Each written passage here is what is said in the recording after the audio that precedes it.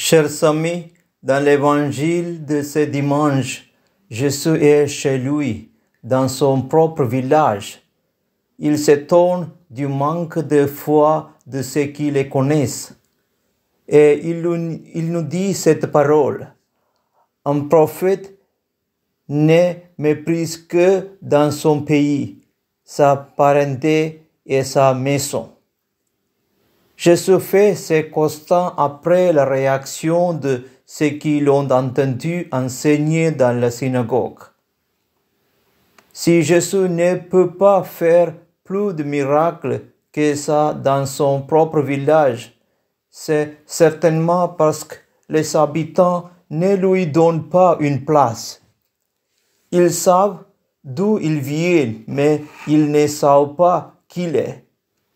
Ils croient connaître Jésus parce qu'ils connaissent sa famille, mais en réalité, ils ne le connaissent pas. Connaître quelqu'un, c'est entrer dans une relation profonde avec lui. Connaître quelqu'un, c'est être capable de l'écouter. Connaître quelqu'un, c'est lui donner une véritable place. Cela va de même pour le Christ. Le connaître, c'est pouvoir lui donner une place. Et c'est parce qu'il a une place dans notre vie qu'il peut agir. Jésus donne à entendre qu'il se définit lui-même comme prophète. Nous savons bien qu'il est beaucoup plus que ça. Le prophète est appelé pour essentiellement trois choses: dénoncer, annoncer et encourager. Il dénonce les injustices vis-à-vis du peuple, mais aussi vis-à-vis de Dieu.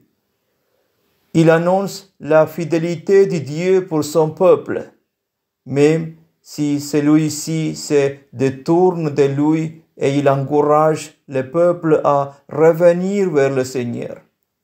Le prophète est celui qui dénonce ce désir de toute puissance qui nous détourne de ce qui est bon, juste et vrai. Cela étant dit, en quoi ça nous concerne? Par notre baptême, nous sommes chacun de nous devenus prophètes. Nous sommes appelés, nous aussi, à vivre ces trois dimensions du être prophète, c'est-à-dire dénoncer les injustices, annoncer la bonne nouvelle et encourager ceux qui sont fatigués, découragés. Gloire au Père et au Fils et au Saint-Esprit, comme il était au commencement, maintenant et toujours, pour les siècles des siècles. Amen. Le Seigneur est ma lumière et mon salut. De qui aurais-je crainte? Le Seigneur est le rempart de ma vie.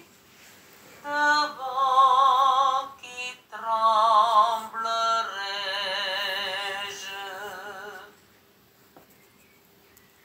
J'ai demandé une chose au Seigneur, la seule que je cherche,